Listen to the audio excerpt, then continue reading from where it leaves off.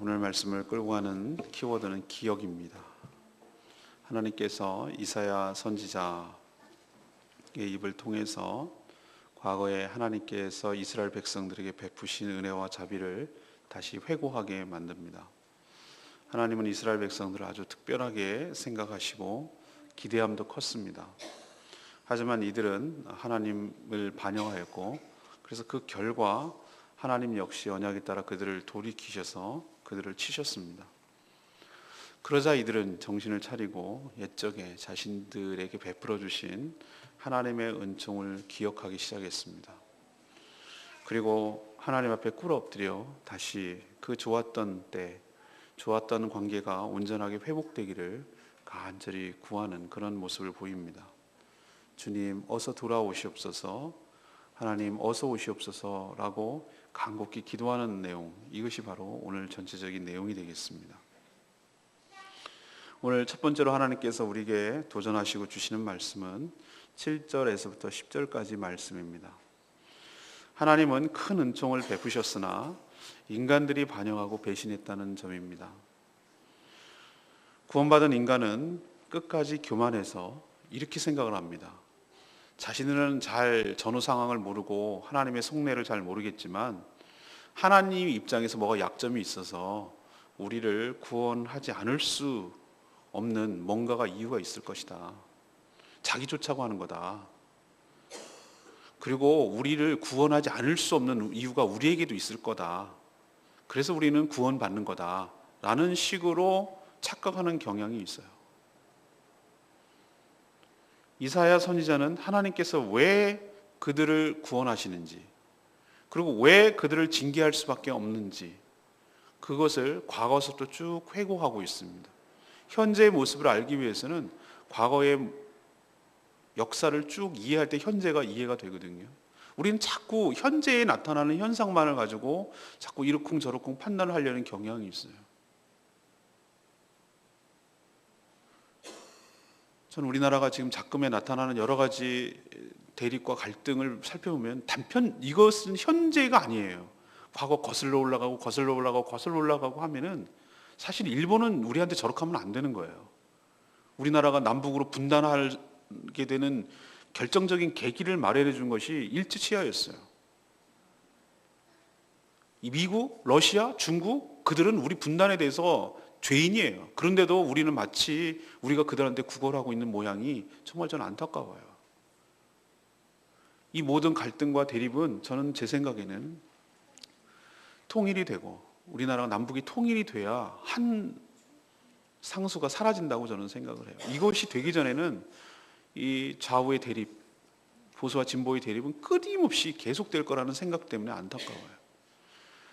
우리가 항상 우리의 개인사도 마찬가지예요. 지금 현재 내 모습을 이해하고 진단하기 위해서는 지금의 모습을 가지고 얘기를 해서는 안 돼요. 단편적이에요. 과거 하나님께서 지금까지 나를 어떻게 인도해 오셨는지 그것을 살피고 그런 맥락 가운데, 그 흐름 가운데 내 현재 위치를 파악할 때 내 모습을 정확하게 볼 수가 있습니다. 이사야 선지자는 하나님 입장에서 이스라엘 백성들에게 얘기해 주는 거예요. 하나님 너희들 어떻게 생각하는 줄 아냐? 하나님 왜 징계하냐고? 왜 하나님이 너희들을 미워하는 것처럼 보이냐고? 그리고 왜 그래도 버릴 수 없고 너희들을 구원할 수밖에 없냐고? 이유를 말해주지.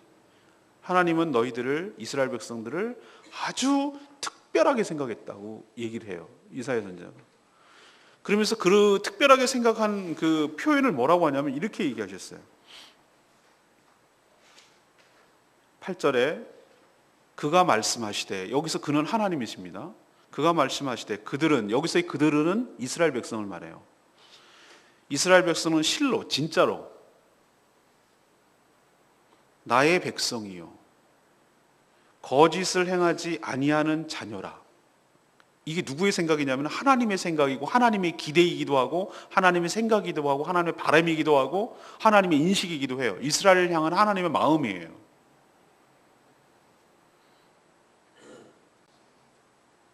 그래서 그들을 구원해 주셨다고 그랬어요. 출애굽을 얘기하는 거죠. 애굽의 종살이에서 구원해 주셨다고 그랬어요. 나의 백성이니까. 그들은 거짓이 없는 자들이니까. 그리고 9절에 뭐라고 저는 이 말에 오늘 밑줄이 쫙 긋고 레마의 말씀을 하고 그렇게 은혜가 됐던 9절이 이 9절 말씀이었어요. 9절에 뭐라고 그러시냐면은 그들의 모든 환난에 동참하사.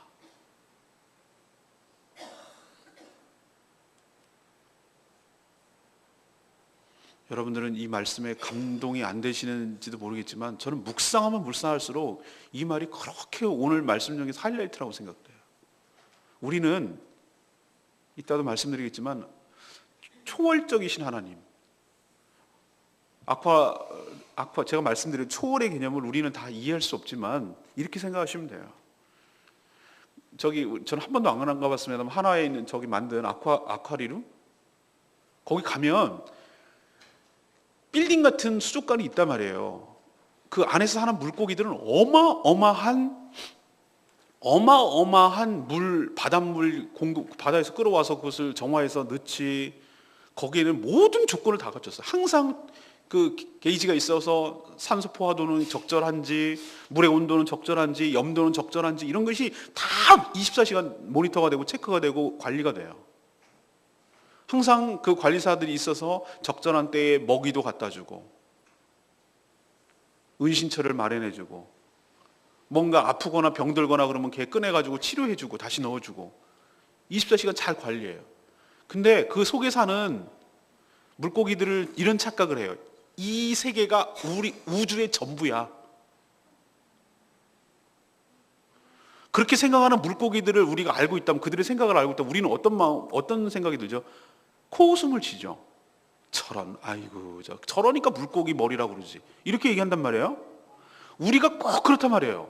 우리가 사는 물리적인 세상, 가시적인 세상, 은하계가 어떻고 뭐가 어떻고 이러면서 이 화성도 겨우 못 가는 인간들이 은하계가 어떻고 뭐가 어떻고 공룡이 얼마나 진화가 됐고 이렇게 찍고 까불고 이게 전부인 줄 알고 놀고 있는, 정말 한마디로 놀고 있는 우리들의 모습을 이것과는 전혀 다른 세계에서 우리를 바라보고 있는 세계가 있다고 생각하면 얼마나 여러분 웃기게 했어요. 우리를 보는 하나님의 모습이. 수족관 바게타에서는 물고기들이 까불고 노는 걸 우린 지켜봅니다. 그걸 돈 받고 관람합니다. 아이고 잘 노네, 상어가 헤엄치네, 물고기가 놀고 있네, 가오리가 펄럭거리네, 이런 것을 우리 지켜본단 말이에요. 이게 조금 감이 온다면 초월적 개념이 그거예요. 하나님은 우리의 그렇다고 그 세계를 관여하지 않는 게 아니에요. 하나님께서 그것을 통제하시고 다스리시고 관리하시고 주권을 갖고 계시는 분이 그분이에요. 사람이 그 물고기들을 주권을 갖고 있다고. 그러나 거기에 속하지는 않아요. 그것을 바깥에서 보시는 분이에요. 하나님이 우리를 그렇게 여기시는 분입니다. 하나님은 그런 존재인 줄로 믿습니다. 그런데 제가 은혜가 됐던 말은 그렇게 초월적이고 높고 높으신 거룩하신 그분이 이 이스라엘 백성들이 뭐라고, 이게 뭐라고, 그들의 고난에 하나님께서 동참하셨다는 거예요. 우리는 생각할 때 이런 생각합니다. 야, 너 힘들지? 그래, 고생이 많어. 그리고 하나님은 그냥 격려해 주시고 위로해 주시고 그렇게 하고, 그래 내가 너 힘줄게, 좀만 더 버텨봐, 이렇게 하시는 분인 줄로 아는데 아니에요. 전 십자가 사건을 통해서 그게 아니라 하나님은 우리와 함께 하셔서 우리의 고난을 그 현장에서 우리와 함께 다 겪어내시는 거예요. 같이 동참하시는 거예요. 그게 하나님이 보여줄 수 있는 사랑이에요.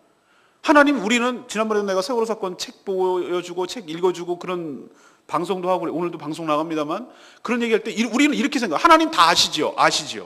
하나님 구원할 수 있는 능력 있지요. 근데 왜 안 하셨어요? 아시고요, 능력도 있는데 왜 안 하셨어요? 우리 이렇게 하나님을 따지고 대듭니다.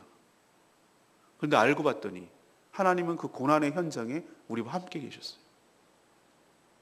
하나님의 사랑 방식은 미리 미연에 방지하고 그런 사고가 터지면은 수습하고 이렇게 하시는 것이 아니에요. 왜 그럴까요? 지난번에 제가 말씀드렸잖아요. 우리의 인간의 선택권을 존중한다고. 우리가 해놓은 것을 갖다가 철회하지 않으세요. 우리가 선택하고 우리가 행하고 우리가 결정하고 우리가 판단하고 우리가 주권을 가지고 자유의지를 가지고 행하는 것에 대해서 우리 존중하신다니까요. 이게 한 차원 더 높은 하나님이에요. 우리는 하나님께서 미리 아시기 때문에 막아주고 챙겨주고 해주고 이끌어주고 요게 요기라 그러면 요로 알려주고 요렇게 알려주고 미로가 같은 인생을 요렇게 알려주고 A, 그 다음에 B, 그 다음에 C, 그 다음에 D 이런 식으로 우리는 알려주는 것이 하나님의 전능하심이라고 생각. 아니요. 하나님은 하나님 레벨 수준까지 우리의 자유의지를 주시고 우리가 자유롭게 선택하게 하시고 그 결과에 책임지시는데 얘네가 잘못된 선택을 했어. 사람 목숨보다 돈을 더 귀하게 여기고 배가 그렇게 기울고 이거는 떠나지 말아야 될 배인데도 불구하고 그것을 떠나게 한 것이 인간의 선택이라면 탐욕스러워가지고 그 결과도 하나님은 존중하세요. 그리고 그 결과 때문에 나오는 처참한 상황 속에서 하나님 뭐 하셨냐고 우린 따지기 전에 하나님은 그 고난의 현장에 그들과 함께 고난을 받으시고 동참하셨어요. 이게 하나님이에요. 이게 제가 묵상이 되는 순간 놀랐어요. 이게 하나님이시구나. 하나님 이런 분이구나. 우리는 하나님에 대해서 굉장히 섭섭하게 생각하는데 여러분 예화 잘 아시죠?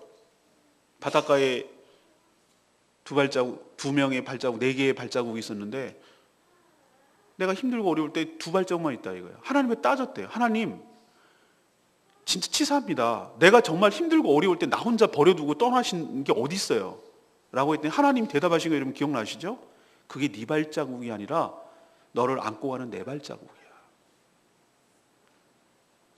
이게 하나님이세요.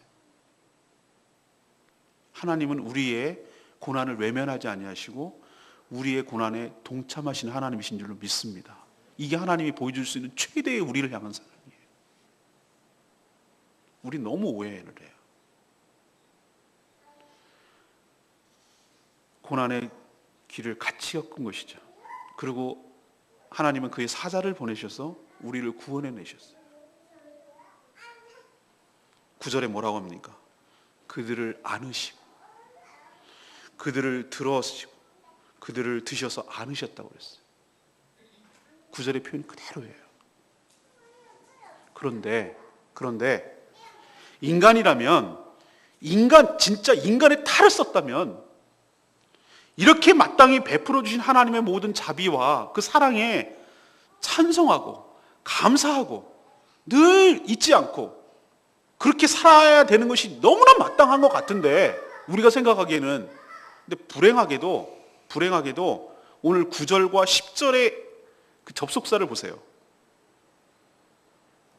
옛적 모든 날에 과거의 모든 것이 다 그랬다는 거예요. 모든 날에 그들을 드시며 안으셨으나 그러나 그들이 반역하고 주의 성령을 근심하게 하였으므로 하나님께서 돌이켜서 그들의 오히려 대적이 되사 친히 그들을 치셨다.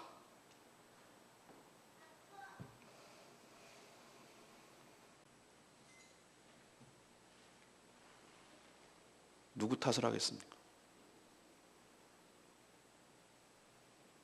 옛날에 캐톨릭에서 차 뒤에다 붙이고 김선 수기경이 그 말하고 한때 유행어였는데 다 내 탓이요. 다 내 탓이요.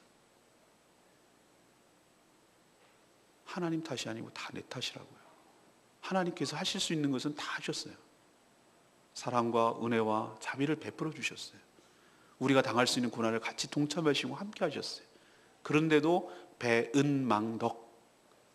배은망덕한 것은 하나님이 아니고 우리예요. 반역하사 성령을 근심하게 하시고 도저히 봐줄 수가 없어요. 하나님께서. 그래서 오히려 내 편이었던 나와 함께 하셨던 그분이 나에게 돌아서서 나를 치신단 말이에요. 징계를 내리신단 말이에요. 우리 기억하십시다. 하나님, 우리는 하나님을 너무 모르고 하나님에 대해서 오해를 하고 하나님 원망하고 모든 탓을 하나님께 돌리는데 과거의 행적으로 우리가 쭉 살펴보면 하나님은 하실 수 있는 거 다 해주셨어요. 그러나 그 모든 은혜와 사랑에도 불구하고 내가 하나님 반역했습니다. 내가 배신했습니다. 내가 하나님 버렸습니다. 내가 하나님 떠났습니다. 하나님 마음 아프게 하고 성령을 근심하게 했습니다. 그래서 지금의 사태가 벌어진 것 하나님 솔직히 시인합니다. 이렇게 될 때, 이런 인식을 가질 때 내 삶의 문제와 실마리가 풀려나가기 시작하지, 여전히 나는 돌아보지 않고 하나님 원망하고 하나님 탓하고 환경이 어쩌느니, 사회가 어떠니, 대통령 잘못 뽑아서 그러느니, 부모 잘 만나서 그러니, 못 만나서 그러느니, 내가 지지도 공부를 못해서 이 꼴이 당하느니, 뭐 이런 식으로 한없이 누구를 탓하고 원망한다면은 문제 해결의 실마리가 전혀 보이지 않아요. 오늘 말씀 붙드시고 자신을 살피시고 내가 하나님을 배신하고 반역한 모습은 없는지 다시 한번 돌이키고 자신을 살피는 시간 되시기를 간절히 바랍니다. 두 번째 얘기는 11절에서 14절이에요. 하나님께서 징계를 내리자 인간들은 자신을 돌아보기 시작했다는 거예요. 10절에 보니까 기대했던 이스라엘의 반역, 하나님 엄청 기대했다고 그랬죠. 이건 나의 백성이라, 얘네는 거짓말을 하죠. 하나님 정말 순진하신 건지, 어떨 때는 참 그래요. 아니 그렇게 패역한 인간들을 보고 거짓을 행하지 아니하는, 제 생각에는 이거는 그랬다기보다는 그러길 바라는 하나님 마음 같아요, 제가 보기에는.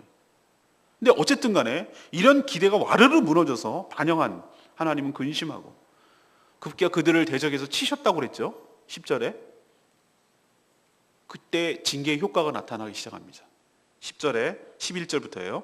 그러자 비로소 이스라엘 백성들이 하나님께서 자신들에게 어떻게 대해 오셨는지 자신들의 삶을 돌아보기 시작했어요. 회고하기 시작하는 거예요. 그들의 민족의 기원이자 구원의 역사가 뭡니까? 출애굽 사건이에요.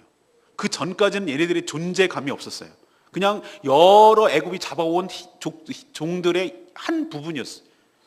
애굽이 여러 주변 나라, 아프리카 여러 나라들을 정복하고 복속해가지고 종들 삼은 것 중에 히브리 족속이 있었을 뿐이에요. 요셉이 모르는 왕조가 생겼다고 그랬죠? 여러분도 알다시피 이집트 역사를 쭉 공부해보면 크게 세 토막을 내요. 우리도 크게 세 토막을 내잖아요. 삼국시대, 고려시대, 조선시대. 물론 그 전 위에 아래 다 있지만 왕조가 바뀌었어요. 그렇기 때문에 요셉을 당연히 모르죠. 근데 얘네가 외부 세력과 결탁해서 내부 반란을 일으킬지 모른다는 생각이 드는 거예요. 새로운 정권을 잡은 애가. 그래서 히브리 민족을 노예로 삼고 탄압하기 시작한 거예요. 여자애들은 살려두고, 그럼 시집가고 피가 섞여버리면 끝이니까 남자애만 죽이면 돼.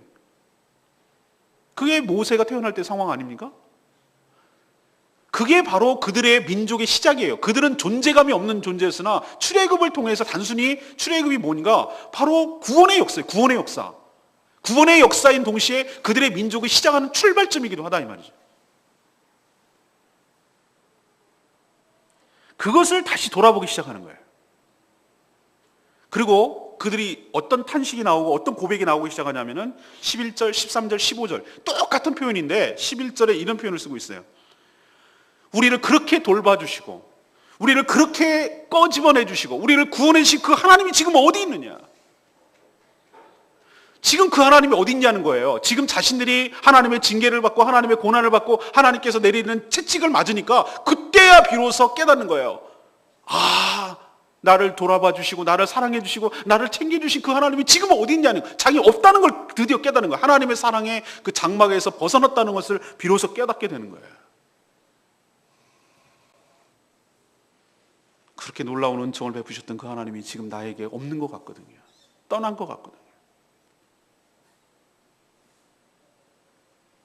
출애굽 사건을 통해서 하나님께서 얼마나 언약에 충실한 분인지, 또 동시에 얼마나 무시무시한 능력을 가지고 계신 출중한 분인지, 얼마나 사랑과 자비가 많으신 분인지를 출애굽 사건을 통해서 뚜렷하게 보여줍니다. 우리도 마찬가지예요. 우리 두 번째에서 우리 기억해야 됩시다. 우리도 사람은 말이죠, 뭔가 자기가 가지고 있고 그리고 누리던 것들을 잃어봐야 그것의 소중함을 절절하게 깨닫습니다. 돈 있을 때요, 돈 아쉬운지 모르죠? 잘 쓰죠. 근데 정말로 그 모든 물줄기가 끊기고 정말 한 끼 먹는 것이 고민스러운 상황이 딱 봐야 내가 얼마나 함부로 돈을 사용했는지를 깨달아요. 건강이요? 젊고 건강할 때 모르죠. 그러나 건강 잃고 병원 침대에 누워가지고 정말 꼼짝도 못하고 미움 먹어보면서 고생하고 닌겔 꽂아가지고 꼼짝도 못하고 화장실도 벌벌벌 떨고 가봐야 내가 얼마나 건강에 대해서 소홀했는지, 건강한 것이 얼마나 소중했는지를 깨달아요. 내가 사랑했던 사람, 설마 나를 떠나리라고 생각도 못했던 그 사람이 나의 등을 딱 딱 칼을 꽂고 떠나봐야 내가 그 사람이 얼마나 소중한 존재였는지, 그것을 잃었는지를 절절하게 깨닫는 거예요. 인간이 그렇게 어리석어요. 그러나 하나님 그 어리석은 인간을 깨우쳐 주세요. 어떻게? 징계를 통해서. 그들을 보호했던 장막, 그들을 보호했던 보호막, 그들의 사랑, 이것들을 걷어내니까, 그것이 완전 노출되니까, 직접 모든 것을 다 맞아보니까 이스라엘 백성들이 아이뜨거 하는 거예요. 그때 깨닫는 거예요. 오늘 그래서 표현하는 거예요. 나에게 은혜를 베푸시고 나에게 사랑을 베풀어 주셨던 그 하나님이 지금 어디 갔느냐. 자기의 실존이 드러나기 시작하는 거예요. 하나님의 사랑을 받지 못하고 살아가는 존재가 얼마나 처참한지에 대해서 아주 절절하게 자신이 뼈저리게 깨닫기 시작하는 거예요. 이처럼 징계는 하나님이 우리 자신을 돌아보게 하는 사랑의 수단이에요. 그래서 징계가 꼭 나쁜 것만은 아니라는 생각이 들어요. 우리도 하나님께서 징계와 심판은 다르다고 제가 말씀드리죠. 심판은 소멸시키고 죽이고 없애기 위한 하나님의 마지막 방법이고, 징계는 좀 이따도 얘기하겠지만 회복하기 위한 방법이에요. 그래서 우리를 깨닫게 하려고. 그렇다면 하나님께서 내 삶의 어느 부분을 손을 대기 시작한다. 하나님께서 내가 정말로 아차 싶을 정도 느낄 만큼, 매라는 것은 장난치면 애들이 더 반발만 생기고 역효과가 납니다. 정말 매를 딱 들어야 되겠다고 판단됐으면 효과를 낼 정도의 징계가 따라야 되거든요. 벌도 마찬가지예요. 우리나라가 제가 왜 교통법규를 안 지킨가 생각해 봤더니, 교통법규요? 안 지켜도 될 만큼의 벌이 약해요. 제가 캐나다 갔을 때 느낀 거 하나 있어요. 거기 사람들이 신신당부하더라고. 몇 가지 우리나라 사람들이 안 지키는 교통 습관 중에 하나가 있대. 포터블류 딱 가면은 거기는 무조건 써야 돼요. 스탑 한 다음에 좌우를 살피고 가장 먼저 머리를 들이민 차부터 나가도록 돼 있어요. 걔네들 원리가. 그걸 어기면 우리가 생각하는 만큼의 벌금이 아니라 어마무시한 벌금이 나와요. 몇십만 원 나오는 거예요. 한 7, 80만 원 나오는 거예요. 벌금이. 만약에 사이렌 울리거나 앰뷸런스 같은 거나 뭔가 긴급한 차량이 움직이는데 좌우로 비켜주지 않았다. 그거는 상상도 못할, 재판에 가야 되는데. 그러면서 엄청 겁을 주더라고. 만약에 우리나라가 정말로 법 집행이 그렇게 엄정하게 하고 실제로 정말로 그렇게 추진하고 그렇게 한다면은 우리 교통법규 이렇게 안 할 거예요. 오히려 막 교통경찰한테 대들잖아요, 우리는. 사랑하는 여러분, 징계는, 하나님의 징계는 어떻게 하는가? 우리가 충분히 아프고 깨달을 만큼 주세요. 그래야 효과가 있거든요. 죽을 것 같거든요. 이렇게 가다가 내가 정말 끝장날 것 같은 위기 상황을 느끼거든요. 그게 돈이든 관계이든 건강이든 뭐든 상관없어요. 내 미래가 끝난 것 같은 느낌을 딱 이렇게 닥쳐봐야 하고 자신을 이렇게 돌아보는 거예요. 아, 하나님께서 나를 얼마나 사랑해 오셨는지, 나를 어떻게 인도해 주시는지에 대해서 절절하게 깨닫고 자신을 회고하고 자신을 돌이키고 이렇게 될 때 징계의 효과가 있는 거예요. 하나님께서 왜 징계하느냐고? 너 좀 돌아보라고. 네 삶을 돌아보고 너의 지금 현재 위치를 돌아보라고. 우리도 자신을 돌아보는 시간 되기를 바랍니다. 그럼 마지막 15절에서 19절까지는 뭐예요? 하나님께 간구함으로 관계가 회복되기를 기대해야 됩니다. 아까 말씀드렸죠? 하나님께서 징계하시는 궁극적인 이유가 뭐냐고요? 미워 죽겠어서 아주 그냥 고통 주려고 괴롭히려고 하나님께서 징계하십니까? 아니요. 깨닫고 돌이켜서 전처럼, 옛날처럼, 처음처럼 좋은 관계로 그렇게 회복되기를 바라는 마음에서 하나님이 징계를 내린다고 말씀드렸잖아요. 15절에 보니까 너무도 아픈 징계를 경험한 이스라엘 백성들이 이제야 비로소 하나님께 앞에 간절히 기도하기 시작하고 간구하기 시작하는 것을 볼 수 있어요. 15절에 뭐라고 시작합니까? 주여, 주여. 이건 기도예요. 하늘에서 굽어 살피시며 주의 거룩하고 영화로운 처소에서 보시옵소서. 그때야 비로소 견디다 못해서 비로소 그렇게 정말 지 맘대로 살던 인간이 비로소 입에서 기도가 나오기 시작하는 거예요.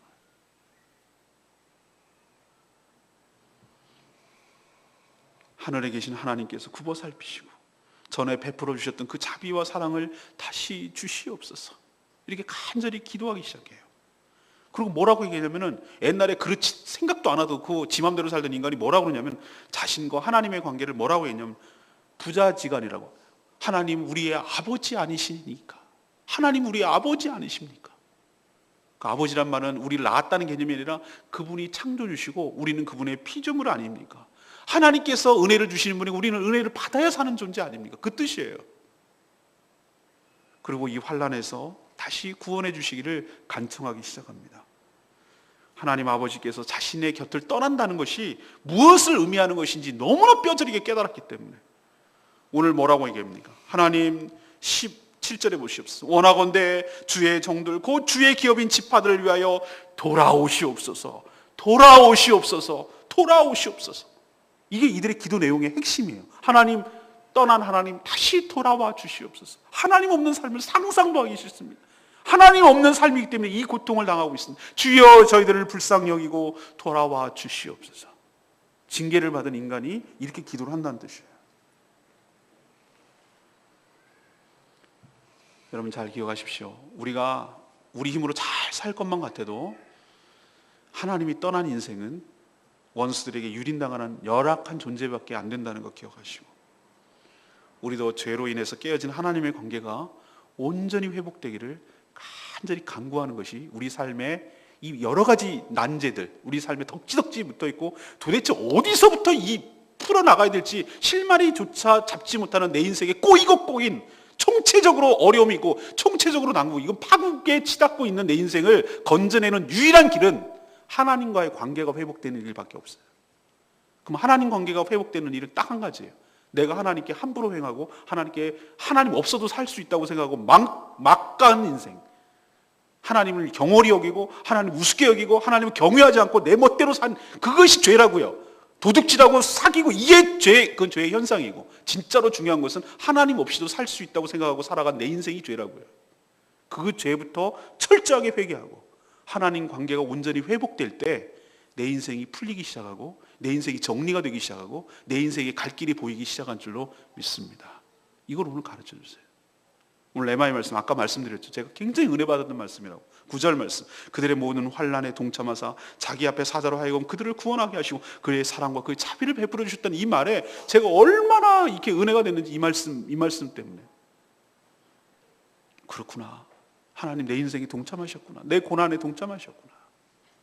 나는 그때 정말 하나님 서운합니다. 하나님 그때 어디 계셨습니까? 내가 힘들고 그렇게 어려울 때 말이지 이때 좀 도와주셔야죠. 이렇게 생각을 했는데 아니요. 내가 가장 힘들고 어려울 때 알고 봤더니 나와 함께 고난을 받으셨어요. 하나님의 사랑과 자비가 풍성하신 것 우리 다 알고 계시죠? 근데 하나님 높고 계시기 때문에 나와 상관없다고 생각하지 않는데 그러지 마세요. 그럴 필요도 없지만 우리와 함께 하시고 우리가 겪는 모든 환난과 어려움에 동참하고 계시고 몸소 친히 겪으시고 오히려 그분이 우리를 안고 화살을, 내가 받아야 될 화살을 그분이 다 당하고 계신다는 거, 십자가 그걸 보여줘요. 그럼 왜 이런 일을, 불행을 막지 않냐고 제가 아까 말씀드렸죠. 우리의 선택을 존중하기 때문이고. 왜 그냥 놔두시냐고요? 그건 하나님이 직접 본인이 겪으실 거기 때문에 그래서 놔두신다고 말씀드렸어요. 이 놀라운 비결을 깨달으시고 하나님에 대해서 오해하지 마시고 그 사랑과 신뢰를 온전히 회복하는 여러분 되시기를 간절히 바랍니다. 오늘 제가 3가지 말씀드렸어요. 이 오늘 말씀은 이 짧은 하루 아침에 해결하기에는 너무나 깊은 이게 은혜의 요소들이 너무너무 많아요. 이것을 짧은 시간에 풀어낸다는 게 전 좀 시간이 답답해요. 제가 막 하고 싶은 얘기는 이만큼 있는데 이것을 짧은 시간에 한다는 게 너무 안타까워요. 그렇지만 여러분 오늘 말씀 핵심을 잘 붙드십시오. 자, 오늘 첫 번째로 하나님께서 뭐라고 얘기하신다고요? 하나님께서는 우리에게 큰 기대감과 큰 은총과 자비를 베풀어 주셨어요. 하나님 문제 없어요. 근데 문제는 뭐라고 그랬어요? 그런 은혜를 받았음에도 불구하고 배신하고 반역하고 하나님을 떠난 인간, 나에게 문제가 있다는 거예요. 그래서 이렇게 됐다고. 그럼 하나님께서 그냥 내버려 두시냐? 두 번째 얘기는 뭐예요? 하나님께서 그런 우리들을 포기하지 아니하시고 심판에서 버려버리지 아니하시고 징계를 내리셨어. 징계를 내리셔서 그 징계를 내리신 이유가 뭐라고 그랬죠? 자신들이 하나님 사랑 가운데 있을 때 얼마나 행복했는지, 그리고 그 사랑이 떠났을 때, 그 사랑을 상실했을 때 우리가 겪고 있는 고난이 얼마나 심각하고 무서운 것인지, 그것들을 과거부터 현재까지 다 조명하고 하나님 돌아와 주시옵소서라고 맨 마지막에 얘기한다고 그랬죠. 하나님께 간구하고 하나님께 회개하고 그렇게 함으로 그 관계가 회복되기를, 돌아와 주시기를 간절히 간구하는 것으로 오늘 얘기가 맞춰지는 거예요. 그렇다면 오늘도 우리의 삶을 돌아보고 내가 그 어느 수순에 지금 단계에 있다면 내가 어떤 것부터 시행을 해서 내 인생의 문제를 풀어가야 될지 오늘 힌트를 얻으시고 해답을 얻으시고 하나님과의 관계부터 온전히 회복하는 저와 여러분 되기를 간절히 소망합니다. 오늘 말씀 붙들고 기도하기 전에 찬양집 277장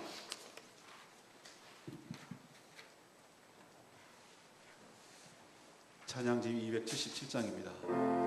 아침에 주의 인자하시고 주의 성실하시고 아침에 주의 인자하시고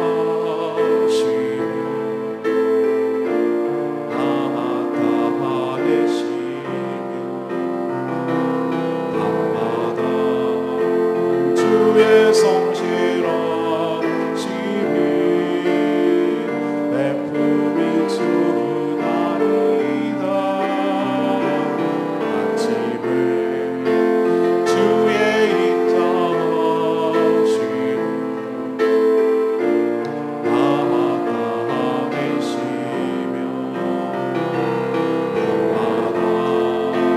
주의 성실하심이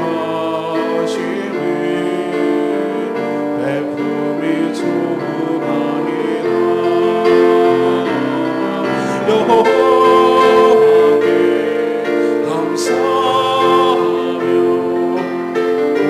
주의 이름을 찬양. 여호와께 감사하며 주의 이름을 찬양.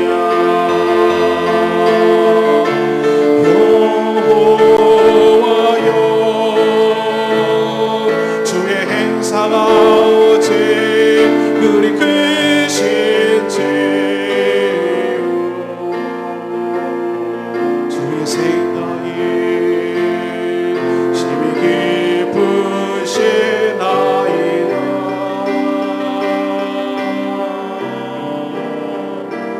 아침에 주의 인자하심을 나타내시며 밤마다 주의 성실하심을 베품이 주나이다.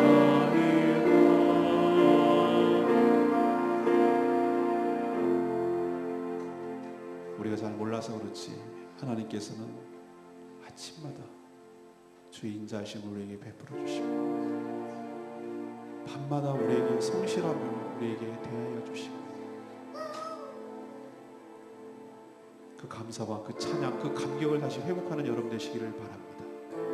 배은망당한 죄가 얼마나 큰 문제를 일으키는지, 우리의 삶을 황폐하고 우리의 삶을 피폐하게 만들고, 그러나 끝까지 포기하지 않으려고 징계를 통해서라도 우리를 깨닫게 하시고 돌이키시고 회복하기를 바라시는 그 하나님의 사랑 때문에 우리가 지금까지 숨쉬고 살고 있는 줄 믿습니다. 하나님 감사합니다. 또 한 번의 기회를 주시고 말씀을 통하여 깨우쳐 주시고 회개하게 하시고 무엇이 내 삶의 문제인지를 알게 해주시고 어떻게 풀어가야 되는지를 깨닫게 해주시는 하나님께 감사합니다. 오늘 말씀 붙들고 다시 일어서기를 원합니다. 주여 은혜를 베풀어 주시고 회복시켜 주시옵소서. 다같이 주여 외치며 하나님께 간구하는 기도 갖겠습니다. 주여 아버지, 아버지 주여 여호와께 감사하며 주의 이름을 찬양.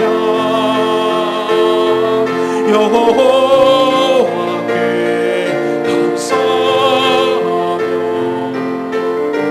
주의 이름을 찬양. 여호와여